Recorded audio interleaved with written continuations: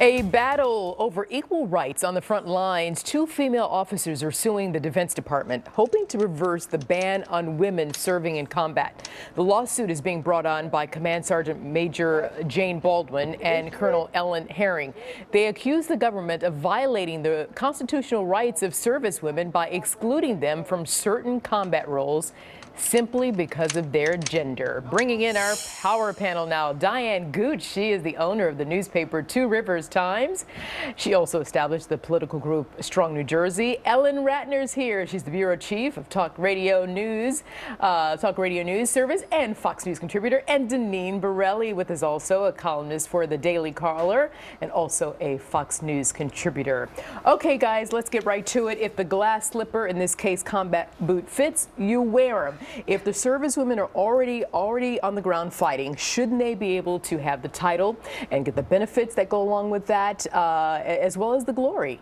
Well, listen, all job assignments should be based on a person's ability to meet the requirements of the position. So when it comes to combat, you got to be mentally prepared and be ready for any challenges that come your way, mentally and physically. So as long as they're properly trained and they can meet those challenges and demands, I say they should have the opportunity to be in combat. Ellen, you say what? Well, my information comes from our military correspondent, Charlene Espinoza, who was the second woman to fly the U-2, which is a combat role. And that is, and she's now in medical school. And what she says is that women often have to be out 24/7 out there. You have to be prepared for anything, and they are essentially combat roles these days. On the other hand, as a medical student, she says you have to look at being out there for 30 days at a time, and infection issues with women may be very different. It's, as usual, something that's not so clear. Yeah, but Ellen, if the ladies are already out there, if the women are already out there, and they're just being attached to these units, and why not get the of course, and they already are doing that. Exactly. Listen, I'm 100% in favor of that, but I think we also have to look at what really happens out there, and oh, come on, Ellen. Dianne, you jump in here, because let me tell you something. If the women are out there and they're fighting, then they should get the glory and the benefits and the money and everything, the title and the stars and all the stripes that go with it. Yeah, I think they do. You know what? I believe that everybody has the right to show what their qualifications are, but we can only take the women that are qualified. You cannot have people out there and have numbers and quotas and things like that. They're already fighting out there. We're not talking about quotas. No. We're not talking about that. We're talking about qualified people. That's it. But they already are there. They're already fighting. Right. So what's your point? Women are already in support roles. Right. There's no question about that. So what's your point, Dianne? My point is that you really have to make sure that you let the women go and fight in the combat, but they have to be women that are truly qualified, that we can't have women doing this job unless they are qualified. And so many times when we start saying, you know, they are doing it, so why are they not? So where's the issue if they're already fighting? Right.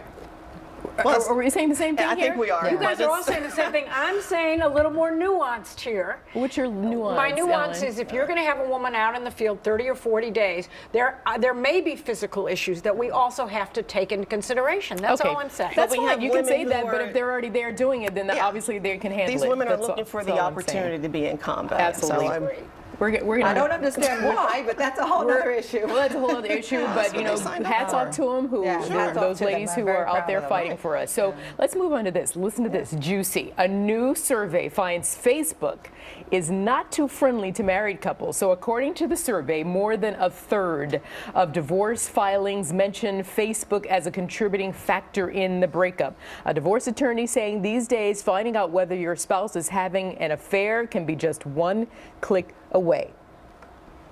Facebook is a factor in divorces. Spouses are always trying to spy on the other one using computers. Facebook is open to the public, it's legal, and not only is it open to the public, people don't always have control over what they put on it. Dianne, let's face it, okay? If I'm sorry, but an inappropriate, intimate relationship, whether it's online or not, is wrong. And if you get busted, you pay the consequences. Absolutely. Step away from the computer. Exactly, exactly. Well, listen, I get comments from guys all the time on Facebook. Are you married? I'll say yes. Well, if you're ever in my area, give me a call. Yeah. It's based on the individual and what they do with that information. You don't always have to act on when you get these kind of of notes or messages. But it's open to the public, it's there, and anytime you have that sort of information on your computer and you're acting on it, I say it's personal responsibility. All of us who are on not Facebook Facebook's have fault. heard from somebody in our past, be it romantic or just a friend or whatever. Facebook makes it, unfortunately, easier for people to get in touch with. Look, if an old flame of yours wanted to get in touch with you in the olden days, they had to call up the house and risk your husband or wife answering the phone. Now they don't have to do that. They can just sort of flirt over it's not Facebook. just Okay, hang on. Facebook. You have Twitter, Let you me have be clear. email. You're right, Deneen. Let's be clear. We're not. This is not a argument against Facebook. We're just talking about access over the computer. However you hook up via text message or whatever, emails. Right. However, that's the point. That's the point that these communications now are going to be allowed as part of the divorce proceedings, and it can be used against the guy or girl who gets busted. I think it's fair game. Anytime you have that information, it's evidence. So think about what you're putting out there, what you're saying, but it's open to the public, And- so the information Yeah, is I mean, there. I worry about more children on Facebook than adults. Adults know what they're doing, and I always say to my kids and to adults, whatever you say on public, pretend you're saying it on the cover of the New York Times. If you can put it on the New York Times, you can put it in Facebook. If you can't, you may not want to put it on there. And guess what? I think we all agree. I don't buy this whole word. It's just an online communication. My foot. That's wrong. Stop it. Don't talk to my husband. I'm just saying, okay. Right?